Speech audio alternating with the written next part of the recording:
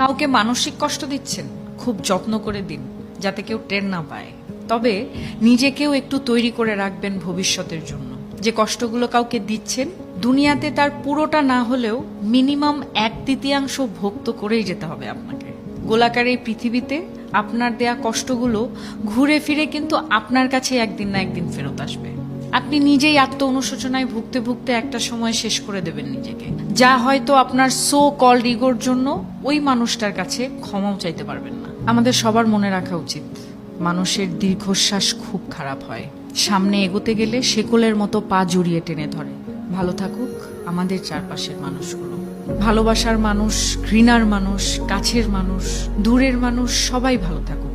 অভিশাপ না দিলেও রুহের হায় বলে একটা কথা আছে, যাকে রিভেঞ্জ অফ নেচার বলে, যেটা আমাদের বিশ্বাস করতেই হবে। প্রকৃতি কিছু ভোলে না, সময়ের ব্যবধান মাত্র। সময় মতো হয়তো আমরা বুঝে উঠতে পারি না ঠিক কোন কাজের শাস্তি পাচ্ছি। কাউকে কষ্ট দিয়ে, অপমান করে, কাউকে কাঁদিয়ে, কাউকে কথা দিয়ে বেমালুম ভুলে যাই আমরা। কিন্তু মনে রাখবেন, প্রকৃতি কখনো ভোলে না, প্রকৃতি ক্ষমা করে না। প্রত্যেকটা মানুষ তার খারাপ কাজের শাস্তি কিছুটা হলেও এই দুনিয়াতে ভোগ করে, কদিন আগে কিংবা কদিন পরে, কিন্তু সে শাস্তি পাবেই।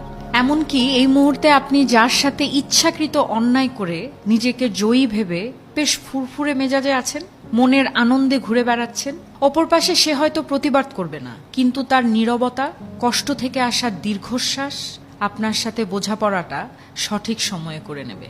কারণ উপরওয়ালা কাউকে ঠকান না, তিনি কারো একার নন, তিনি সবার।